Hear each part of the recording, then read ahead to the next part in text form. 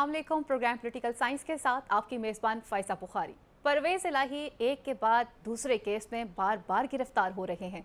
कभी अदालत का हुक्म आता है कि बाजियाब करवाया जाए, कहाँ चले गए हैं परवेज़ इलाही, और आज फिर उन्हें दोबारा से गिरफ्तार कर लिया जाता है।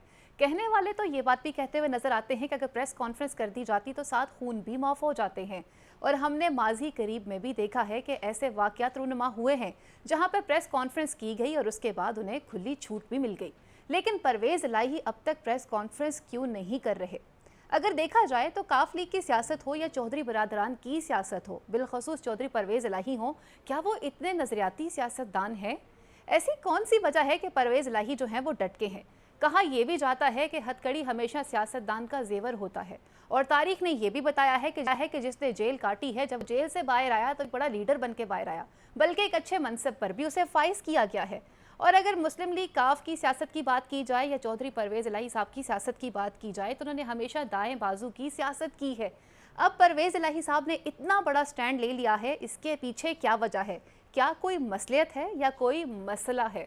परवेज़ इलाही साहब के साहबजादे तो नज़र नहीं आ रहे, तो क्या अपने साहबजादे के लिए इतनी बड़ी कुर्बानी दी जा रही है, या परवेज़ इलाही साहब इस बात से बाखूबी वाकिफ़ हैं कि इस कुर्बानी के बाद उन्हें एक अच्छा अजर ज़रूर मिलेगा? इसके पीछे क्या कहानी है और आज इस तरह से अदालत ने उन्हें रिहा किया है और अदालत के हुक्म को ना मानते हुए उन्हें दोबारा से गिरफ्तार किया गया है? क्या इस वक्त अदालत और हुकूमत आमने सामने आ चुके हुए हैं? क्या स्टेट ने इस वक्त मुअज़्ज़ज़ इदारों की बात मानने से और अदलिया की बात मानने से इनकार कर लिया है? हमारे साथ स्टूडियोज़ में मौजूद है मज़हर बल्लाज साहब, आज़म चौधरी साहब। अपने पैनल को खुशामदीद कहती हूँ।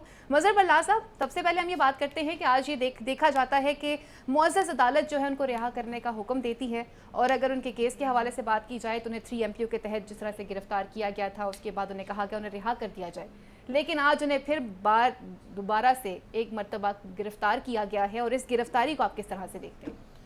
भाई देखिए, जब कोई FIR ना हो तो हुकूमत वो हथियार इस्तेमाल कर रही है, लेकिन ये निगरानों के लिए एक बड़ा इम्तहान है कि भाई पिछली हुकूमत तो चलो उनके मुखालफिन की थी, PDM की हुकूमत थी, मगर ये निगरान किस चक्कर में उस पॉलिसी को जारी रखे हुए हैं, ये एक सवाल है। और अगर निगरानों की यही पॉलिसी है तो फिर निगरानों की जानबदारी है, फिर गैर जानबदार तो ना हुए, क्योंकि अभी तक पॉलिसी में कोई फ़र्क नज़र नहीं आया। और निगरान ने कहा भी है कि निगरान गवर्नमेंट का ये स्टांस भी है कि हम अपनी पिछली पॉलिसीज़ को कंटिन्यू रखेंगे। देखिए, पॉलिसीज़ वो कंटिन्यू रखें जो मईशत के हवाले से हैं, लेकिन अपनी सियासी पॉलिसी बदलें, इसलिए कि ये पॉलिसी अगर जारी रहती है तो फिर जानबदारी का सवाल उठेगा। फिर जब इलेक्शन होंगे तो उस वक़्त भी जानबदारी का सवाल उठेगा। तो मेरा ख्याल है कि निगरान हुकूमत को अपनी पॉलिसी रिविज़िट करनी चाहिए और जानबदारी का जो तासर है वो ख़त्म होना चाहिए। चौधरी परवेज़ इलाही देखिए पंजाब के वज़ीर आला रहे, एक से ज़ायद मरतबा रहे, बड़ी अच्छी उन्होंने सियासत की, और अब उन्हें एक ऐसे इम्तहान से गुजारा जा रहा है कि जो वो काम करते भी नहीं। मसलन वो पुलिस की कस्टडी में थे जी, बिल्कुल, और एक नई FIR दर्ज हो जाती है। बिल्कुल, उसमें बताया जा रहा है कि जुडिशल कॉम्प्लेक्स पे जो हमला किया गया था और उसमें किसी मरकजी मुल्जिम को उन्होंने जिस तरह से हेल्प आउट किया था, इस तरह के हथकंडे जो हैं वो नफरत के बीज बो रहे हैं। तो हमें मुआशरे को इस वक्त मोहब्बत का दर्स देना चाहिए। यहाँ हुकूमत अगर नफरत के बीज बोती है तो फिर ये नफरत की फसल तैयार हो जाएगी। ठीक हो गया। अगर हम नफ़रत की ही बात करते हैं तो हमने देखा था कुछ इस तरह की सियासी और इंतकामी कार्रवाइयाँ जो हैं वो पाकिस्तान तहरीक इंसाफ के टेन्योर में भी की गई थी। तो ये कैसे मुमकिन हो सकता है आज़म साहब कि एक रवायत आप खुद बरकरार कर दें और उसके बाद आप ये एक्सपेक्ट करें कि मैंने जिसके साथ बुरा किया है वो भी मेरे साथ बाद में अच्छा ही करेगा? ऐसा मुमकिन हो सकता है? अच्छा, ये कोई नई चीज़ें नहीं है। पाकिस्तान की अगर आप सियासी हिस्ट्री देखें तो ये मुस्लिम लीग नून और पीपल्स पार्टी को अगर हम देखते हैं, दो पाकिस्तान की बड़ी पार्टियाँ जिनका बड़ा लंबा टेन्योर है इक़्तिदार का, आप देखें कि जितने भी मुकदमात हैं मुस्लिम लीग नून के ख़िलाफ़ और या पीपल्स पार्टी के ख़िलाफ़, ये इन दोनों पार्टियों ने एक दूसरे के ख़िलाफ़ दर्ज किए थे। पीपल्स पार्टी ने नून के ख़िलाफ़, नून ने पीपल्स पार्टी के ख़िलाफ़। अब आ जाते हैं PTI में। PTI के दौर में सिर्फ एक काबिल ज़िक्र मुकदमा है जो एक रेफरेंस बना मुकदमा दर्ज हुआ, वो था शहबाज शरीफ, हमजा शहबाज और सलमान शहबाज का मनी लॉन्ड्रिंग वाला केस। अच्छा, उसके बाद आ जाते हैं चौधरी परवेज़ इलाही पे। चौधरी परवेज़ इलाही जब माजी में भी चीफ मिनिस्टर थे, इससे पहले भी, اس وقت بھی چودھری پرویز لائی وہ بڑا ہر فورم پہ یہ بات بھی یہ وہ کرتے ہیں خود بھی. اور حمزہ شہباز جب پاکستان میں تھا باقی سارے لوگ باہر چلے گئے تھے تو حمزہ کا آلموسٹ پورا ٹینیور انہوں نے پروڈکشن آرڈرز پہ گزار دیا. اس کو روزانہ اسمبلی میں بلوا لیتے تھے اور اس کو جیل کے اندر میکسیمم ریلیف دیا گیا تھا. اس کے بعد یہ چودھری پرویز لائی کا جو سابقہ دور ابھی گزرا ہے اس کے اندر بھی چودھری پرویز لائی کی جانب سے کوئی ایسا کام نہیں ہے کہ جو وکٹمائزیشن کے زمرے میں آتا ہو. اچھا اس کو اگر ہم ان ساری چیزوں کو برابری کی سطح پہ لے کے جاتے ہیں تو یہ برابر ہو نہیں سکتی. آپ دیکھیں کہ اگر پی ٹی آئی کے دور کے اندر مسلم لیگ نون یا پیپلز پارٹی یا دیگر پولیٹیکل جو مخالفین ہیں ان کے خلاف ایسے مقدمات وہ سامنے آ جاتے ہیں. یہ تو ان کی آپس کی لڑائیاں جو ابھی تک چل رہی ہیں. مقدمات کی بات ایک الگ ہے لیکن ہم نے دیکھا جیسا کا بیانیہ اپنایا گیا کہ جب چیئرمین تحریک انصاف باہر جاتے ہیں وہاں جا کر باقاعدہ جس طرح سے انہوں نے اپنی باڈی لینگویج رکھی, اپنے کچھ فیس جسچر بھی شو کیے کہ میں اے سی نہ اتار لیا, ان کو سخت ٹائم نہ دیا, اس طرح کی باتیں تو وہ کرتے رہے ہیں نا. پھر بلاول بھٹو زرداری کو لے کے جس طرح سے مخاطب کرتے رہے, یہ تمام چیزیں تو ان ریکٹ موجود ہیں. دیکھیں سیاست کے اندر اگر آپ تھوڑا سا پھر میں وہی ریفرنس دوں گا, آپ دیکھیں کہ میاں نواز شریف محترمہ بینظیر بھٹو کو کن الفاظ میں یاد کرتے رہے. آپ رانا ثناء اللہ صاحب رانا ثناء اللہ صاحب سلمان تاثیر مرحوم کی بیٹیوں کی تصاویر وہ باہر پھنکواتے رہے. آپ ان چیزوں میں جائیں گے تو یہ ایک بڑی لمبی اس قسم کی ہسٹری ہے. اصل پوائنٹ یہ ہے کہ اس وقت وہ چودھری پرویز لائی جس کے بارے میں ہمیں کسی کو یہ توقع نہیں تھی کہ وہ اتنا سٹینڈ لے, وہ سٹینڈ کیسے انہوں نے لیا ہے. یہ اصل پوائنٹ ہے جو قابل ذکر ہے. میں سمجھتا ہوں کہ ایک بزرگ سیاستدان, پاکستان میں ویسے بھی سیاسی وزاداری اور رواداری ہونی چاہیے, اور ایک بزرگ سیاستدان اگر آپ مجھے 2 منٹ کا ٹائم دیں تو میں آپ کو بتاتا ہوں کہ انہوں نے سٹینڈ کیسے لیا ہے. جی پلیز آپ ایسے بھی بات کیجیے گا. میں مظہر بلال صاحب سے بھی جاننا چاہوں گی, آپ کی طرف بھی آؤں گی. بلال صاحب جیسے ہم بات کر رہے ہیں کہ ایک تو رواداری کو قائم کرنا چاہیے, ایک دوسرے کا اخلاقی اقدار کا بھی خیال رکھنا چاہیے, یہ تمام باتیں بھی ہیں, لیکن جیسے اعظم صاحب بھی بات کر رہے ہیں, میں نے بھی بات کی ہے, سرپرائزنگ بات اس وجہ ہے کہ چودھری پرویز الہی صاحب نے اتنا بڑا سٹینڈ لے کیسے لیا جو کہ ان سے توقع نہیں کی جا رہی تھی کہ وہ اتنی بڑی بات کو برداشت کر لیں گے. پھر انہوں نے خود بھی کہا اگر میں چاہوں تو پریس کانفرنس بھی کر سکتا ہوں. پریس کانفرنس ابھی تک نہیں کی ہے, لیکن کیا نوبت آ سکتی ہے؟ اچھا دیکھیے یہ بڑی مزے کی بات ہے کہ جن لوگوں پہ توقع نہیں ہوتی وہ سٹینڈ کر جاتے ہیں, اور جن پہ بڑی توقع ہوتی ہے, جو بڑی بہادری کے دعوے دار ہوتے ہیں, وہ بھاگتے ہوئے دیر نہیں لگاتے. ایک بات میں یہاں کرتا چلوں, اب پاکستان کی اگر یہ جو ہمارا ویسٹ پاکستان یا جو موجودہ پاکستان ہے اس میں آپ جائزہ لیں تو یہ جو مخالفین کو کچلنے کا کلچر ہے یہ بھٹو صاحب کے دور سے شروع ہوا. اچھا, مگر وہ مردوں کی حد تک رہا, خواتین اس میں شامل نہیں. خواتین کا کچلنا اس میں شامل نہیں ہے. ایک صرف یہ تھا کہ ان کے ایک ایم این اے تھے ملک سلیمان, ان کے گھر والوں پہ غلط طریقے سے حملے کیے گئے بھٹو صاحب کے دور میں. پھر مولوی جان محمد کو جس طرح کیا گیا. لیکن یہ جو دوسرا خاندان ہے ہمارا سیاسی شریف فیملی, یہ لے آئے بد اخلاقی کو. انہوں نے محترمہ بینظیر بھٹو اور نصرت بھٹو کی تصاویر ہیلی کاپٹر سے گرانا شروع کر دی, اور ان کی ساری سیاسی زندگی اسی سے بھری پڑی ہے. اور آج بھی آڈیو ویڈیو پہ آڈیو ویڈیو کاروبار نہیں. مولانا صاحب کو تو یہ ہے کہ ان کو بھئی حلوہ دے دو تو وہ کہتے ہیں یہ آئین کی روح سے جائز ہے, اور حلوہ نہ ملے تو وہ فتویٰ لگا دیتے ہیں. پرویز الہی صاحب کا دیکھیے 2 ایشو ہیں. نمبر 1, جب یہ اکٹھے تھے دونوں بھائی شجاعت اور پرویز الہی, تو مجھے ایک ان کی حکومت میں وفاقی وزیر رہے, پیپلز پارٹی میں ہیں, تو انہوں نے کہنے لگے دیکھیں اس پورے خاندان کا ولی عہد جو ہے وہ مونس الہی ہے. جی, جو کہ آپ یہاں پہ ہیں نہیں. تو میں نے کہا اچھا, کہتے ہاں یہ سارے اس کے سامنے بے بس ہو جاتے ہیں, وہ ولی عہد ہے. اب وہ اس ولی عہد کا یہ ڈیسیژن تھا کہ ہم پی ٹی آئی کے ساتھ چلیں گے. تو اب اگر چودھری پرویز الہی سٹینڈ نہیں کرتے تو ان کی اپنی سیاست بھی دفن ہوتی ہے اور اپنے صاحبزادے. آپ یہ کہنا چاہ رہے ہیں کہ پرویز الہی صاحب کی سیاسی بقا جو ہے وہ صرف پاکستان تحریک انصاف کے ساتھ؟ جی ہاں, ٹھیک ہو گیا. بلکہ ان کے جو باقی خاندان کے لوگ ہیں اگر وہ بھی اس سے ہٹتے ہیں تو ان کی سیاسی موت واقع ہو جائے گی. ٹھیک ہے. اعظم صاحب साहबजादे जो हैं वो इतने लाडले हैं, फिर उनका वली अहद भी हैं। इस वक्त अगर बात की जाए उनकी फ़िज़िकली कंडीशन इतनी ठीक नहीं है, परवेज़ इलाही साहब की बीमार हैं, और जिस तरह से उनकी पिक्चर सामने आती हैं, वीडियो सामने आती हैं, हर किसी को पता चल रहा है। लेकिन बेटा क्या अपने बाप की तबीयत से वाकिफ़ नहीं है? साहबजादे बाहर बैठे हुए हैं, वली अहद बाहर बैठे हुए हैं, वो ख़ुद वापस नहीं आ रहे। यहाँ पर अब्बा जान अकेले जो हैं वो पेशियों पे पेशियाँ भुगत रहे हैं। और देखिए फ़ायदा जो मुल्की हालात हैं इस वक्त, तो उसमें ज़ाहिर है वालद की भी ख्वाहिश होगी कि जिन मुश्किलात से मैं गुज़र रहा हूँ तो मेरी औलाद ना गुज़रे। हर वालद की इस किस्म के जज्बात और उसके होती हैं चीज़ें। ये अभी बरला साहब ने जो बताया ना कि साहबजादे की वजह से, उसके पीछे भी एक बैकग्राउंड है। बताइए ना प्लीज़। हुआ ये कि चौधरी परवेज़ इलाही की सियासत उस वक़्त दोनों तरफ, दोनों पलड़ों में, काफ लीग और पीटीआई दोनों पलड़ों में साथ साथ चल रही थी। इन्होंने अपने हल्के का एक ना सर्वे करवाया। अच्छा। उस सर्वे के अंदर रिपोर्ट्स आई कि इनके हल्के के अंदर 90% जो रेजिडेंट्स हैं, फैमिलीज़ हैं, वो ओवरसीज़ हैं या ओवरसीज़ के अजीज़ो कारब हैं, और वो ओवरसीज़ की ज़्यादा एफिलिएशन थी पीटीआई के साथ। अच्छा। उस सर्वे के अंदर चीज़ें क्लियर हुई कि अगर ये पीटीआई का साथ छोड़ते हैं तो ये अपने हल्के से, अपनी जो इनकी बेस है सियासत की, वहाँ से ये फारग हो जाते इसका हैं। मतलब है पाकिस्तान तहरीक इंसाफ को इसलिए ज्वाइन किया गया? इन्होंने उसको सामने रख के और फिर इन्होंने फैसला किया फैमिली में बैठ के कि हम पीटीआई के साथ खड़े होंगे। आप ये कह रहे हैं फैमिली में बैठ के ये फैसला किया गया था, जबकि हमने देखा कुछ अरसा ये खबरें भी ज़ीनत में रही कि चौधरी शुजात और चौधरी परवेज़ इलाही जो है वापस में नाराज़ हुए हैं दोनों भाई। अच्छा, इन दोनों भाइयों की नाराज़गी सुलह ये चलता रहा। असल में जो नाराज़गी का मामला था वो औलादों का था, मतलब चौधरी परवेज़ इलाही की औलाद और चौधरी शुजात की औलाद। वो एक नाराज़गी ऐसी थी जो बहुत जिससे फासले बढ़ गए। अच्छा, उसके बाद आ जाते हैं कि अब जो सूरत हाल है कि चौधरी परवेज़ इलाही इस वक्त कौन से ऐसे उनके इक़दामात हैं जिसके नताइज भुगत रहे हैं। दो ऐसे काम हैं जिस पे एस्टेब्लिशमेंट इनसे नाराज़ है।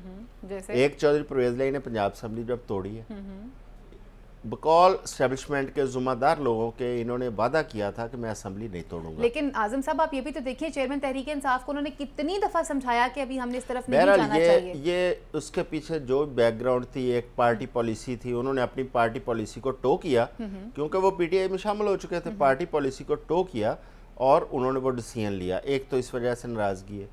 दूसरी नाराज़गी है कि इन्हें दोबारा कहा गया था कि आप काफ लीग में वापस आ जाएं। उसकी एक वजह थी कि जब इस्तेकाम पाकिस्तान बनाई गई है और दूसरी जानब काफ लीग को स्ट्रेंथन करने की कोशिश की गई, जिसमें चौधरी सरवर साहब को भेजा गया, दोनों तरफ से कोई ऐसा रिस्पॉन्स नहीं मिल रहा था। जो पॉलिटिशियंस थे जिनको भेजा जा रहा था वो मायूसी का इजहार कर रहे थे कि ना उधर पोटेंशियल है ना उधर पोटेंशियल है। और उनमें से कुछ लोगों ने ये डिमांड की थी कि जी चौधरी परवेज़ इलाही अगर लीड करेंगे काफ लीग को, काफ लीग स्ट्रेंथन हो सकती है। लेकिन चौधरी परवेज़ इलाही ने काफ लीग में वापस जाने से इनकार कर दिया। ये दो ऐसे पॉइंट हैं जिन पर स्टैंड लेने की वजह से आज वो खमियाजा भुगत रहे हैं। बल्ला साहब, क्या ये गिरफ्तारी कोई मसलहतन की गई है या इसके पीछे वाकई में कोई प्रॉब्लम है? नहीं, मसलतन कोई नहीं की गई। ये जो बात आदम चौधरी साहब कर रहे हैं ना, गुजारिश ये है कि अभी तो काफ लीग के पल्ले जो कुछ है वो आपको पता ही है। ये जो पार्टियां नहीं बनाई गई, जैसे ये इस्तेकाम पार्टी बनाई गई या वो खटक साहब की पार्टी बनी, तो उन पार्टियों को भी समझ आ गई कि हमारे पल्ले कुछ नहीं, भाई लीडर तो आ गए, वोटर कहाँ से लाएं।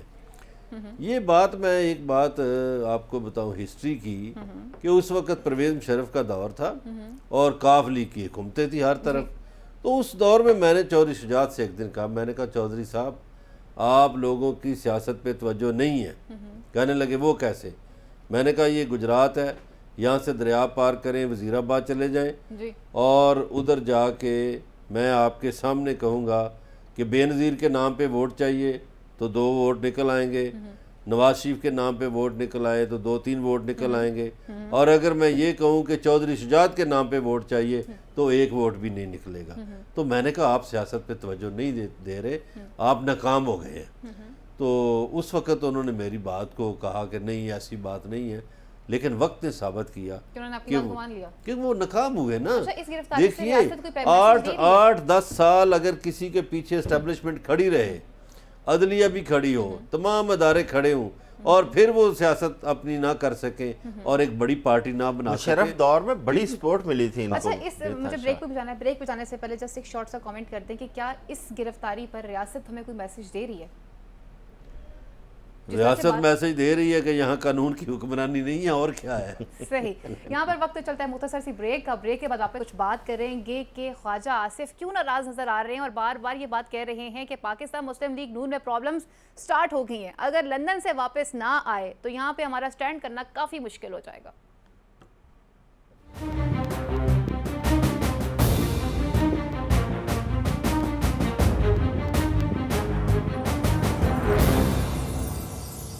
ویلکم بیک ناظرین، آپ کو پروگرام میں دوبارہ سے خوش آمدید کہتے ہیں. کچھ بات کرتے ہیں پاکستان مسلم لیگ نون کے حوالے سے. خواجہ آصف نے بیان دیا اور ان کے بیان سے یہ بات معلوم ہونا شروع ہو چکی ہے کہ پاکستان مسلم لیگ نون کے مخالفین جو ہیں وہ اس پارٹی کے اندر بھی موجود ہیں.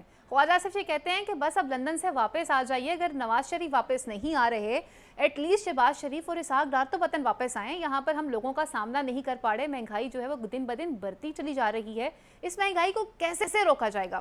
اگر ہم نون لیگ کی پرفارمنس کی بات کرتے ہیں تو ایسی کیا وجہ ہے کہ جب بھی اقتدار ختم ہوتا ہے یا کوئی پریشانی آتی ہے ہمیشہ لندن چلے جاتے ہیں، وہاں سے واپس آنے کا نام بھی نہیں لیتے ہیں؟ نواز شریف کیا اپنے اس بیانیے کے ساتھ دوبارہ سے واپس آ سکتے ہیں؟ ووٹ کو عزت دو یا پھر بیانیہ کہیں تبدیل نہ ہو جائے، عزت سے ووٹ دو. نواز شریف کے ساتھ ساتھ یہ باتیں بھی منسلک کی جا رہی ہیں کہ اگر نواز شریف واپس آ جاتے ہیں کہ تو مہنگائی پر قابو پایا جا سکتا ہے. کیا واقعی میں حالات اس لیے اتنا خراب کیے جا رہے ہیں کہ نواز شریف وطن واپس آئیں تاکہ اس طرح کے حالات کریٹ کر دیے جائیں اور آنے کے بعد ان کو وہ ٹھیک کر دیں، جیسا کہ اسحاق ڈار صاحب کے بارے میں کیا گیا تھا؟ مریم نواز یہ کہا کرتی تھی کہ ڈار صاحب آئیں گے اور معاشی طور پر تمام تر چیزوں کو ٹھیک کر کے چلے جائیں گے، لیکن وہ چلے تو گئے لیکن چیزوں کو انتہائی ورسٹ کنڈیشن میں چھوڑ کر چلے گئے. اعظم صاحب، نواز شریف صاحب وطن واپس نہ بھی آئیں تو بھی چلے گا، اکتوبر میں واپس آ جائیں، لیکن خواجہ آصف یہ کہہ رہے ہیں کہ شہباز شریف تو ایٹ لیسٹ واپس آ جائیں اور ڈار صاحب واپس آ جائیں. یہ کیا ہونا شروع ہو گیا اب؟ خواجہ صاحب بڑے سمجھدار آدمی ہیں. خواجہ صاحب کو سب پتہ ہے کہ اس وقت مسلم لیگ نون کھڑی کہاں پہ ہے. نون، میم، شین یہ سارے واپس آ جائیں، یہ نون لیگ وہیں کی وہیں رہے گی جہاں پہ اس وقت موجود ہے. دیکھیں اس وقت تمام تر امیدیں وہ عوام سے نہیں ہیں، ان کی وہ بڑی کلیئر کر چکے ہیں. آپ کو یاد ہے کہ پرائم منسٹر صاحب شہباز شریف جب پرائم منسٹر تھے جاتے جاتے وہ کہہ گئے تھے کہ میں ان کی آنکھ کا تارا ہوں. بالکل ٹھیک ہے. اس کے بعد اگر آپ کو یاد ہو تو رانا ثناء اللہ صاحب نے کہا تھا کہ ہماری ڈیل ہو چکی ہے اور ہم لوگ جو ہے نا نواز شریف. دیکھیں جب سیاسی جماعتیں اس لیول پر آ جائیں کہ ہم نے تمام تر دارومدار، جبکہ ان کا دارومدار ہونا چاہیے عوام کے ووٹ سے وہ آئیں اقتدار میں، لیکن ان کو عوام کی نہ کوئی پرواہ تھی، نہ ہے، نہ ہوگی. ان کو ساری امیدیں وابستہ ہیں کہیں اور کہ وہ ہمیں اقتدار میں لے کے آئیں گے.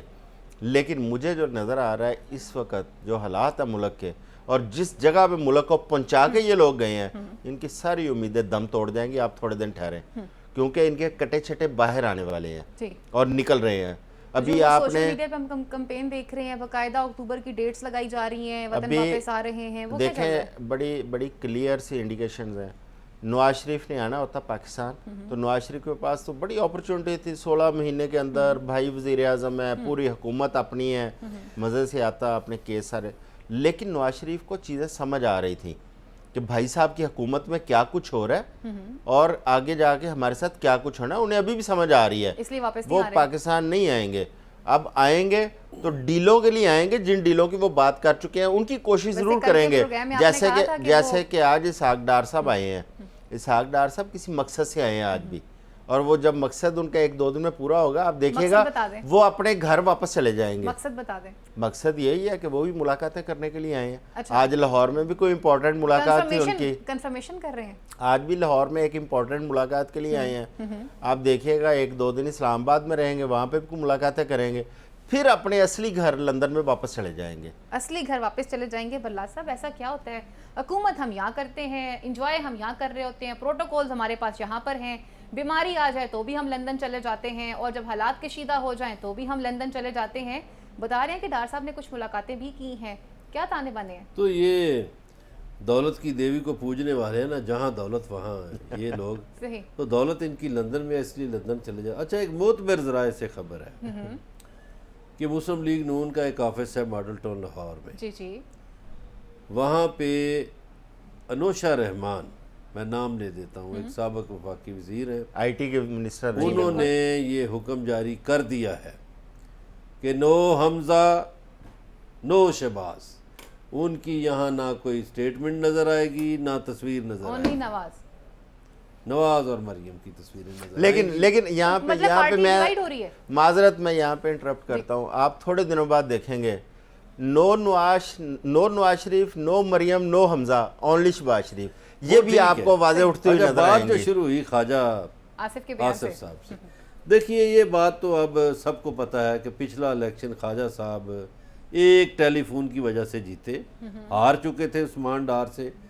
اور اب جو انہوں نے اپنے دور میں عثمان ڈار اور اس کی فیملی کے ساتھ کر بہت دیا برے ہے، حالات کیے. اس کے بعد خواجہ صاحب سیالکوٹ میں شکل دکھانے کے قابل نہیں ہیں، یہ لوگوں میں نہیں جا سکتے. اب یہ آس امید لگائے بیٹھے ہیں کہ نواز شریف آئے، فلانا آئے، ڈیل کسی طریقے سے ہو جائے. جو سیاسی جماعتیں ڈیل پہ یقین رکھتی ہیں ان کا جمہوریت پہ، عوام پہ کوئی یقین نہیں. صحیح. لیکن ایک اور صورتحال میں عجیب و غریب بات ہو رہی ہے کہ ایک ملک کا سفیر پہلے الیکشن کمشنر کو ملتا ہے، جی بالکل. پھر ایک پارٹی کی لیڈر کو ملتا ہے، مریم نواز سے ملاقات ہوتی ہے، پھر ایک صوبے کے آئی جی کو ملتا جی ہے، بالکل. اور اس صوبے کے آئی جی کو ملتا ہے جہاں اس پارٹی کی لیڈر کو ملا جن کا یہاں بیس کیمپ ہے یا پنجاب وہ فتح کرنا چاہتے ہیں. بالکل نام بھی تو لے لیں اس میں جانبداری کے بہت پہلو نکل رہے ہیں. نہیں، آج بھی کچھ ملاقاتیں اس کی لاہور کے اندر ہیں اور بڑی اہم ملاقاتیں ہیں. اور سفیر صاحب وزارت خارجہ کی مرضی کے بغیر کیسے مل رہے ہیں، اور خاص طور پر یہ افسران، چیف الیکشن کمشنر اور مسٹر یہ ایکٹر جو پنجاب کے آئی جی جی عثمان صاحب، یہ کیسے مل رہے ہیں وزارت خارجہ کی مرضی کے تو یہ بغیر؟ بتائیں نا پھر مریم نواز کیسے کوڈ مل رہی آف ہے؟ کنڈکٹ کی خلاف ورزی ہو رہی ہے. مریم نواز بھی تو مل رہی ہے نا. وہ صدر politician پاکستان سے ہے. تو چیف نہیں، الیکشن کمشنر تو ملے ہی نہیں ہے نا. پولیٹیشن سے تو سیاستدان ملتے ہیں نا، ملتے ہیں، سیاستدان ملتے ہیں، وہ کوئی لیکن ایسی بڑی ایک ہی بات نہیں ملک کا سفیر، یہ دیکھیے نا الیکشن ہونا ہے، لیکن چیف الیکشن کمشنر سے کیوں مل ابھی رہا آپ نے خود کہا کہ ابھی کچھ ٹائم بعد آوازیں آ جائیں گی. وزیر اعظم صاحب نے کہا کہ نہ تو یہاں پہ نواز شریف ہے، نہ یہاں پہ مریم نواز ہے، بلکہ یہاں پہ اونلی شہباز شریف ہے، نہ حمزہ ہے، نہ حمزہ ہے. تو پھر جب ایسی سچویشن بنی وہ شہباز شریف کدھر سے آ جائے گا؟ یہ جو فیصلہ محفوظ ہوا ہے نیب کے حوالے سے، یہ جو ہی سنایا جائے گا، وہ چیف جسٹس صاحب نے کہا ہے کہ میری ریٹائرمنٹ سے پہلے سنا دیا جائے گا. جی، اور انہوں نے جو کہا ہی ہے یہ کہ بڑا فیصلہ شارٹ اور سنایا، سویٹ فیصلہ ہوگا. یہ سارے غیب تتر بتر ہو جائیں گے منظر تو. اچھا اعظم صاحب، جب ہم بات کرتے ہیں کہ ملک کو اس بحران سے کون نکالے گا، مریم نواز نے بھی جتنی دفعہ بھی سوشل میڈیا پہ اگر انٹریکشن کیا لوگوں سے یا ویسے لوگوں سے عوامی رابطے بحال کرنے کی کوشش کی، تو انہوں نے ایک بات ہی کہی کہ جی نواز شریف ہی واحد وہ شخص ہیں جو پاکستان کو اس بحران سے نکال سکتے ہیں. اب لوگ یہ بات پوچھنا شروع ہو چکے ہوئے ہیں کہ کیا یہ مہنگائی صرف اس لیے کی جا رہی ہے، یہ حالات اس لیے اتنے کشیدہ کیے جا رہے ہیں کہ نواز شریف کسی طرح سے وطن واپس آ جائیں، یا نواز شریف کو اور مہنگائی کو ایک دوسرے سے ریلیٹ کرنے کی ضرورت کیوں پیش آئی؟ نواز شریف کے تینوں اقتدار اٹھا کے دیکھ لیں، ان کی پالیسیز پہ غور کر لیں. اس ملک کو بحران میں ڈالنے والا کون ہے؟ پہلے اس پہ تو غور کر لیں. آج وہ دعویٰ کر رہے ہیں کہ اس بحران سے نکالنے کی بات کر رہے ہیں. پہلے وہ ماضی تو ایک دفعہ جھانک لیں کہ انہوں نے اس بحران پیدا کیسے کیا ہے. اگر وہ چاہتے، اگر وہ کمیٹڈ ہوتے، اس ملک کے ساتھ، اس قوم کے ساتھ سنسیئر ہوتے، تو یہ ملک آج کہیں کا کہیں پہنچ چکا ہوتا. آپ دیکھو اس ملک کے اندر نہیں سنسیئر ہوتے تو پیسے ہی لے آتے، اپنے پیسے ہی لے آتے. اس ملک کے اندر بڑے وسائل ہیں، قدرتی وسائل سے مالا مال یہ ملک ہے، اور اسلامک ورلڈ کے اندر واحد ملک ہے جو ایٹمی طاقت بھی ہے. اور پوری اسلامی دنیا کی ادھر نظریں ہوا کرتی تھی اس ملک کی طرف. اور آج ہم کس حال میں پہنچے ہیں، اور اس کا ذمہ دار کون ہے؟ کیا یہ جو 3 باریاں 2 باریاں انہوں نے یہاں پہ لی ہیں، ان کی ذمہ داری نہیں تھی کہ اس ملک کی معیشت کو مضبوط کرتے، اس ملک کا انتظامی ڈھانچہ مضبوط کرتے، اس ملک کے اندر ڈیمز بنائے جاتے؟ یہ جو انرجی کرائسس آج ہم فیس کر رہے ہیں، کیا ان کو اتنی سمجھ نہیں تھی کہ آنے والے ٹائم میں ہمیں انرجی کرائسس کا سامنا ہوگا؟ اگر ان کو اتنی سمجھ نہیں تھی، اس کا مطلب ہے کہ ان کے پاس ویژن ہی نہیں تھا، ان کو اقتدار میں رہنے کا حق ہی کوئی نہیں تھا. اچھا، سوشل میڈیا کے اوپر مفتاح اسماعیل صاحب نے اور شاہد حقان عباسی صاحب نے ایک لائیو سیشن کیا جس میں انہوں نے بات کی کہ جی ہم آپ کو بتاتے ہیں کہ بجلی کے بحران سے کس طرح سے بچا جا سکتا ہے. اس میں شاہد حقان عباسی صاحب یہ بتا رہے ہیں کہ جی ہمارے پاس اس وقت جو ہے نا وہ 4 بڑے پلانٹس تو بند پڑے ہوئے ہیں. آپ خود گورنمنٹ میں رہے ہیں، 16 ماہ آپ حکومت کر کے گئے ہیں، اس سے پہلے بھی آپ کی ایکسپرٹیز جو ہیں یہ بتائی جاتی ہیں، بالخصوص شاہد حقان عباسی صاحب کی، کہ ان کا انرجی سیکٹر میں ان کی کافی ایکسپرٹیز ہیں، اس کے باوجود یہ حالات ہیں اعظم صاحب؟ دیکھیں پلانٹس جو بند پڑے ہیں، آپ اس میں تو ایک تو جو بند پڑے ہیں وہ آئی پی پیز ہیں، کچھ آئی پی پیز پڑے ہیں، ان کو وہ بند ہوں، وہ چل رہے ہوں، آپ نے پیسے دینے ہی دینے ہیں ان معاہدوں کے تحت، وہ ڈالرز میں آپ پیسے دے رہے ہیں. آپ یہ پلانٹس کے اوپر تھوڑی سی نظر دوڑائیں گی، آپ کو وہ بھی سیاسی وابستگیاں نظر آئیں گی وہاں پہ بھی آئی پی پیز کے اوپر. دوسری بات یہ ملک بحران میں ہے، ملک کو نکالا جا سکتا ہے، یہ کوئی مایوسی کی اتنی بات نہیں ہے. اگر کمٹمنٹ ہو اس ملک کے ساتھ، ایک سیاسی جو ہمارے قیادت ہے ان کی کمٹمنٹ ہو، ہمارے ادارے کمیٹڈ ہو، اس ملک کو تمام بحرانوں سے نکالا جا سکتا ہے. ہمارے پاس عوام ایک سب سے بڑی طاقت ہے ہماری آبادی. ہماری آبادی ہے 25 کروڑ. ہم نے اس کو اپنی کمزوری بنا لیا ہے. ہم نے کیوں نہیں اس کو اپنی طاقت بنایا؟ ہمارا نوجوان آج پریشان ہے، وہ بھاگ کے باہر کے ملکوں میں جانے کا سوچ رہا ہے اور ویزے لگانے کے لیے لائنیں لگی ہوئی ہیں. ہم نے کیوں نہیں اپنے نوجوان کو اسٹرینتھن کیا، اس کو روزگار دیا، اس کو سکل دی؟ مثلا آئی ٹی اس وقت دنیا کے اندر، پوری دنیا آئی ٹی میں پیسہ کما رہی ہے. ہمارے اندر بھی پڑھے لکھے نوجوان ہیں، ہم کیوں نہیں ان کو اس طرف لے کے آتے؟ ہم بجائے آبادی سے فائدہ اٹھانے کے ہم نے ان کو اپنے لیے بوجھ بنا لیا ہوا ہے. دنیا جو ہے وہ آرٹیفیشل انٹیلیجنس کی طرف شفٹ ہو چکی ہوئی ہے، لیکن ابھی تک ہم ان چیزوں سے بہت دور ہیں. اور چیئرمین تحریک انصاف کے بھی دور حکومت میں بات کی گئی تھی کہ جی آپ نے نا ووکیشنل اور فنی تربیت پہ بھی کافی فوکس کرنا ہے. اچھا برلاس صاحب، مہنگائی کی اگر بات کر رہے ہیں، دیکھیں اب انہوں نے کہا کہ نواز شریف آئیں گے تو چیزیں ٹھیک ہو جائیں گی. چینی کا بحران آلریڈی سب کے سامنے آنا شروع ہو چکا ہوا ہے، 200 سے لے کے 250 روپے کلو تک چینی جو ہے وہ فروخت کی جا رہی ہے. آئندہ آنے والے دنوں میں ہم آٹے کے بحران کا بھی سامنا کریں گے. کب تک ہم کہیں گے کہ جی ہم نے کمیٹیز بنا دی، اس کے خلاف ہم لوگ ایکشنز لے رہے ہیں، عوام کو کب تک ہم اس طرح کے لالی پاپس دیں گے؟ دیکھیے پی ٹی آئی دور میں 50 سے 55 روپے چینی ہوئی تھی تو بڑا شور مچ گیا تھا، ہائے ہائے اتنی مہنگی چینی. اب کیوں نہیں شور مچتا؟ اب کیوں چپ ہیں؟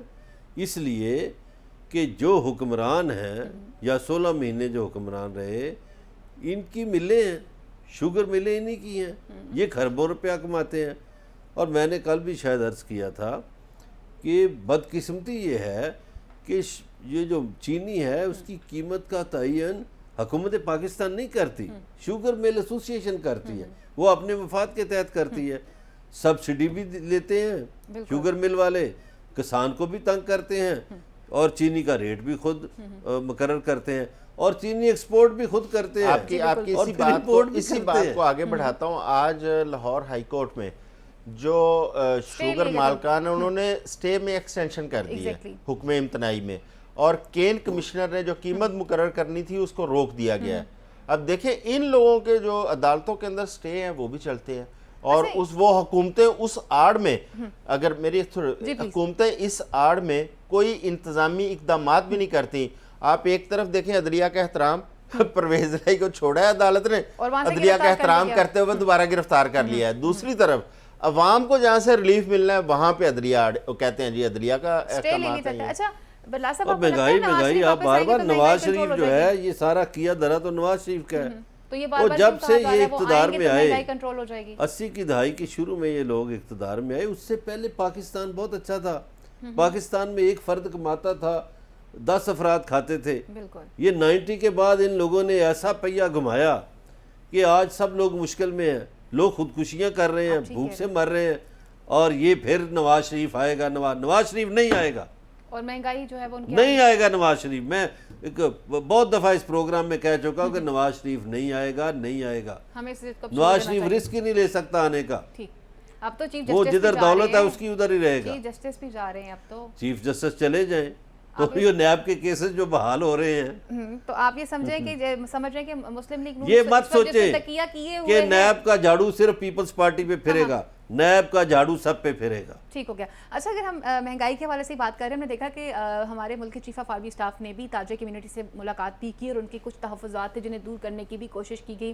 ہم نے کل اس پہ بڑی چیدہ سی گفتگو کی تھی، لیکن آج ہم نے دیکھا کہ اب آپ سمجھتے ہیں اعظم صاحب کہ اگر اس طرح سے اگر خود چیف جو ہیں وہ فرنٹ پر آ رہے ہیں اور لوگوں کی ریزرویشنز کو، ان کے تحفظات کو دور کرنے کی بات بھی کر رہے ہیں، تو کیا حالات جو ہیں وہ واقعی میں صحیح ہو سکتے ہیں، آگے بڑھ سکتے ہیں؟ دیکھیں یہ سب سے بڑا فیلئر ہے ہمارے سیاستدانوں کا، ہمارے سیاسی جماعتوں کا، کہ وہ جب فیل ہو جائے پھر ہمارے اداروں کو آگے آنا پڑتا ہے. انوالومنٹ شو کرنے. آج آپ دیکھیں کہ ملک کو جس حال پہ پہنچایا ہے اس حال میں آپ کی اکانومی کو ٹھیک کرنے کے لیے افواج پاکستان کے اس کو آگے آنا پڑا اور آپ کے آرمی چیف کو خود بزنس کمیونٹی سے میٹنگ کرنی پڑی.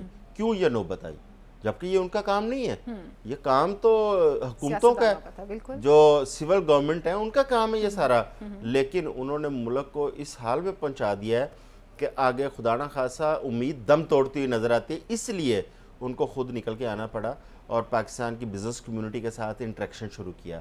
اب پاکستان میں جیسے پہلے عرض کر رہا تھا, پاکستان میں پوٹینشل بہت ہے. پاکستان میں بزنس کمیونٹی وہ لوگ ہیں جو پاکستان کو ایک دفعہ پھر کھڑا کر سکتے ہیں. ان کے ساتھ اس لیے انہوں نے ملاقات کی تاکہ وہ اپنا رول پلے کریں, تھوڑا سا ان کا اعتماد بحال ہو اس سسٹم کے اوپر اور وہ آگے بڑھیں اور پاکستان میں جو اس وقت معیشت کی خرابیاں نظر آ رہی ہیں اس کو دور کیا جا سکے. لیکن یہاں پہ ایک سوال یہ پیدا ہوتا ہے کہ بہت ساری ایسی خرابیاں ہیں جو اس بزنس کمیونٹی کے کچھ لوگوں کی وجہ سے پیدا کردہ ہیں. کیا ان کی نشاندہی بھی کی جائے گی, اس کے اوپر بھی کوئی کاروائی کی جائے گی؟ بات آپ کی بالکل درست ہے. اگر بات کی جا رہی ہے چیزوں کو ٹھیک کرنے کے حوالے سے تو اس بات میں پھر کوئی ڈاؤٹ نہیں. اگر ہم نے ملک کی ترقی کو آگے لے کر چلنا ہے اور اس وقت معاشی اور سیاسی بحران پر بھی قابو پانا ہے تو پھر ان تمام تر چیزوں کو ڈیفینیٹلی اس میٹنگ کی پوائنٹس میں لازمی ڈسکس بھی کیا گیا ہوگا. یہاں پر وقت ہوا چلتا ہے ایک مختصر سی بریک کا, اور بریک کے بعد آئیں گے اور مزید ایشوز کو پروگرام کا حصہ بنائیں گے.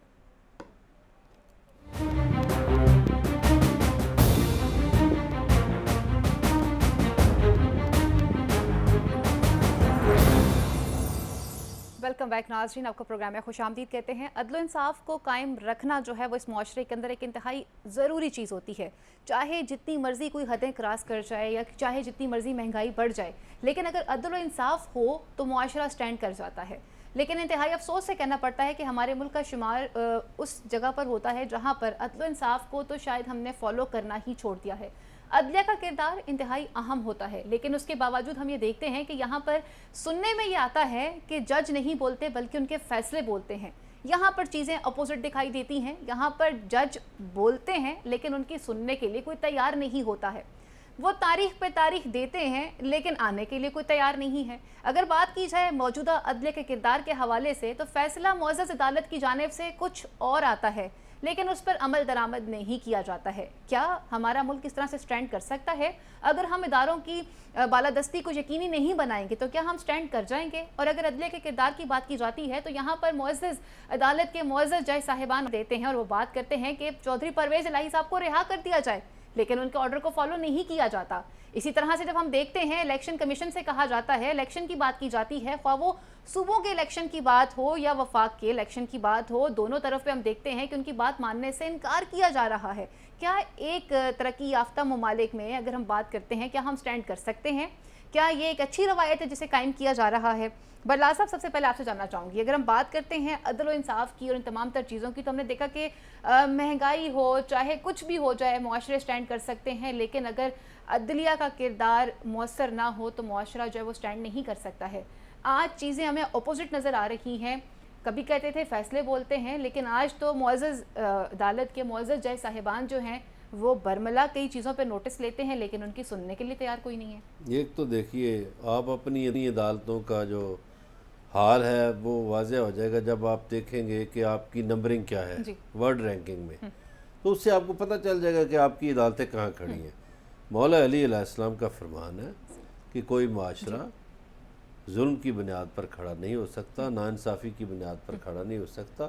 انصاف جو ہے وہی بہتر ہے, اور کوئی اسی طرح کوئی حکومت جو ہے وہ کفر کی حکومت تو چل سکتی ہے لیکن ظلم کی نہیں. مطلب یہ ہے کہ انصاف کی حکومت چل پائے گی, ناانصافی کی نہیں. اب ہمارے ہاں اتنی ناانصافیاں ہوتی ہیں, اتنے ڈھیروں مقدمات ہیں عدالتوں میں, اور یہ جو ابھی آپ نے حوالہ دیا, دیکھیے وہ جو ہائی کورٹ کے جج فرما رہے تھے ان کو ملتان ٹرانسفر کر دیا گیا. تو یہاں تو یہ حالت ہے, جب تک ہمارے اعلیٰ عدلیہ کے ججز کسی میرٹ پہ نہیں آئیں گے یہ ہوتا رہے گا. چونکہ ہماری لوئر جوڈیشری جو ہے وہ امتحان دے کے آتی ہے, ٹیسٹ انٹرویو کے بعد آتی ہے. ہماری ہائر جوڈیشری جو ہے وہ پک اینڈ چوز کے ذریعے آتی ہے. تو پک اینڈ چوز کے ذریعے آنے والے ججز سیاسی ججز ہوں گے, ان کے فیصلوں میں سے سیاست اس کی جھلک نظر آئے گی. وہ سیاست کہیں نہ کہیں وہ ڈنڈی ضرور ماریں گے. اگر ان کو پیپلز پارٹی نے جج بنایا ہے تو ادھر ڈنڈی ماریں گے, اگر نون لیگ نے بنایا تو ادھر, اگر پی ٹی آئی نے بنایا تو ادھر ڈنڈی ماریں گے. تو ایک تو سیاسی ججز ختم کریں. دوسرا یہ جو ہمارے پاس, میں حالانکہ یہ سیکٹ کا یا مذاہب کا اتنی باتیں نہیں کرتا, لیکن جب پاکستانی عدلیہ کی ہم ہسٹری اسٹڈی کرتے ہیں تو جو آتے ہیں ججز سامنے, مثلا جسٹس کارنیلیس وہ عیسائی تھے, جسٹس پٹیل جو تھے وہ پارسی تھے, جسٹس بھگوان داس جو تھے وہ ہندو تھے, اور ان کی شاندار ججمنٹ تھی. ایک مسلمان جج کا نام لوں گا, جسٹس ایم مارکیانی. لیکن یہ وہ ججز تھے سوائے بھگوان داس کے. بھگوان داس بھی لوئر جوڈیشری سے آئے, ٹیسٹ انٹرویو دینے والے. باقی تینوں ججز جو تھے وہ آئی سی ایس آفیسر تھے, وہ تو یہ اس طرح نہیں لا کی پریکٹس کر کے آئے. تو گزارش یہ ہے کہ جب سے ہم نے یہ لا کی پریکٹس کرنے والوں کو ججز بنا لیا نا, تو سسٹم یہیں سے خراب ہونا شروع یہ چودھری صاحب اتفاق کریں گے ایک بات سے کہ ہمارے دور میں جو لڑکے نالائق ہوتے تھے جنہیں کہیں داخلہ نہیں ملتا تھا وہ لا کرتے تھے. ٹھیک ہے, ایسا میں نے سنا تھا کہ جو نالائق ہوتے ہیں وہ شاید میڈیا کی طرف آ جاتے ہیں. ٹھیک ہو گیا. اچھا اعظم صاحب, اگر ہم میرٹ کی ہی بات کرتے ہیں, انہوں نے کہا کہ میرٹ پہ تقرریاں ہونی چاہیے. نئے آنے والے جو چیف جسٹس ہیں قاضی فائز عیسیٰ صاحب, ان کے حوالے سے کہا جا رہا ہے کہ سب سے پہلے وہ چینجنگ جو وہ کرنے جا رہے ہیں وہ یہی کریں گے کہ تمام ججز کو میرٹ پہ لایا جائے گا. یہ باتیں درست ہیں؟ اور دیکھیں یہ اکیلے ایک چیف جسٹس جو ہے نا وہ تو خیر سارا کچھ نہیں ہے, سسٹم چینج کر سکتے. آپ کو جوڈیشل ریفارمز کی ضرورت ہے. اوورال جوڈیشل ریفارمز اس ملک کی ضرورت ہے, کیونکہ اس وقت جوڈیشری کی جو صورتحال ہے, آپ دیکھیں نا جوڈیشری ایک تو کمزور ہو گئی, دوسرا جوڈیشری کے اندر آپ کو ڈویژن نظر آنی شروع ہو گئی ہے, تیسرا پولیٹیکل ایفیلیشنز کھل کے سامنے آنی شروع ہو گئی ہیں. اس کے لیے آپ کو بڑے میسیو لیول پہ چیزوں کو ایڈریس کرنا پڑے گا, اور جب تک آپ ریفارمز نہیں کرتے آپ یہ ان چیزوں کو نہیں کر پاتے. دوسری بات یہ ہے کہ جس طرح جسٹس فائز عیسیٰ صاحب جو ابھی آنے والے ہیں, ان کے حوالے سے یہاں پہ کچھ سیاسی جماعتوں نے, سیاسی لوگوں نے غلط قسم کی توقعات وابستہ کر لی ہیں, اور ان کو آنے سے پہلے میں سمجھتا ہوں جو لوگ توقعات وابستہ کر کے اسے گفتگو کر رہے ہیں وہ ان کے دوست نہیں ہو سکتے.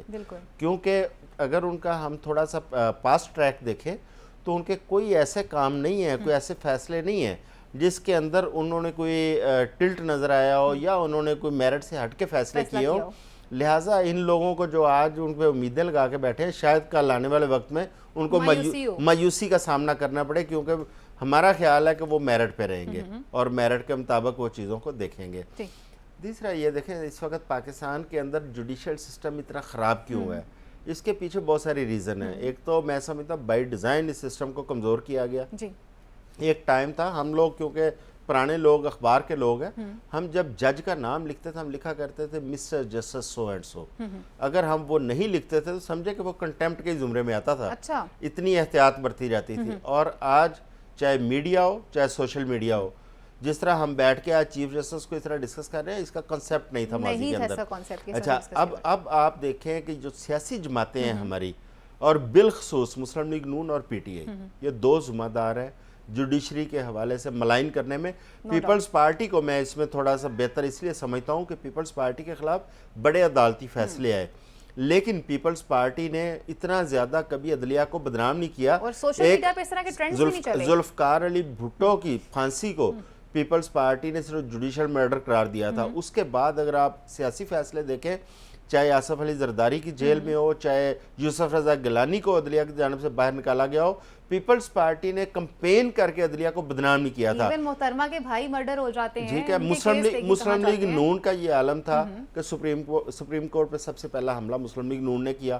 ججوں کی خرید و فروخت کا سلسلہ مسلم لیگ نون نے شروع کیا. ابھی حالیہ دیکھ لیں مریم نواز صاحبہ کس طرح ججوں کو للکارا کرتی تھیں اور ججوں کو نام لے لے کے کیا کیا کچھ کہہ رہی تھی. کبھی ویڈیو کی دھمکیاں دیتی تھی, کبھی کچھ کہتی تھی. سیم پی ٹی آئی کا رویہ ہم نے دیکھا, جب جج نے کوئی فیصلہ ان کے خلاف دیا ہے سوشل میڈیا کے اوپر ٹرولنگ شروع کر دی پی ٹی آئی نے. اور ہم نے پھر یہ بھی دیکھا ہے کہ جب وہ معزز عدالت کے جج صاحبان ہیں پھر وہ مجبور ہو جاتے ہیں یہ بات آ کے اعلیٰ عدالت کے سامنے کہنے کے لیے کہ جی ہم تو نارمل لائف کے اندر موو نہیں کر سکتے, ہماری فیملیز کو بھی خطرہ ہے. اچھا وقت بھی مختصر ہے, میں چاہوں گی اگر ہم بات کرتے ہیں معزز عدلیہ کے کردار کے حوالے سے, ہم نے دیکھا کہ اگر ہم توہین عدالت کی بات کرتے ہیں, توہین عدالت میں یہ تمام تر چیزیں کیا کاؤنٹ نہیں ہوتی ہیں کہ عدالت حکم دے رہی ہے کہ آپ نے فلاں شخص کو ریلیف دینی ہے یا آپ کو آرڈر کر رہی ہے تو یہ کیا توہین عدالت میں شامل نہیں ہوتا؟ دیکھیے یہ بالکل توہین عدالت ہے اور حکومتیں غلط روایت ڈال رہی ہیں. یہ کل کو باقی اداروں میں بھی آگ لگ جائے گی، حکم نہیں مانا جائے گا. حکم دوری اور کیا ہوتی ہے کہ عدالت آپ کو ایک حکم دیتی ہے، آپ مان ہی نہیں رہے. تو اس روایت کو ٹھیک کیسے کریں گے؟ حکم مان کے ٹھیک کریں گے. کیسے مانیں گے جب انہوں نے دو اہم یا پارٹیوں کے نام لے دیکھیے لیے؟ عدالت نے بھی یہاں یہ کیا کہ توہین عدالت میں لٹکا دیتے نا 5-10 بندے، تو میں دیکھتا پھر کون نہ عمل کرتا. عدالت بھی یہ کہتی رہی صرف کہ ہم نے یہ آرڈر دیا ہے عدالتوں نے کمپرومائز کیا ہے کہیں نہ کہیں، جس کی وجہ سے آج نرمی عدلیہ کا دکھائی یہ ہے. حال ہے. انصاف والے بندے کا کام ہی نہیں نرمی دکھانی ہے تو کہیں اور چلا جائے. تو ابھی چیف جسٹس صاحب کسی نے اسکول بیان نہیں کالج کیا میں کہ میں پڑھائے. جانے سے پہلے ایک شارٹ اینڈ سویٹ قسم کا ایک بھائی order جو کر کے بندہ جاؤں گا. انصاف کرتا ہے نا اس کو نرم نہیں ہونا چاہیے. صحیح.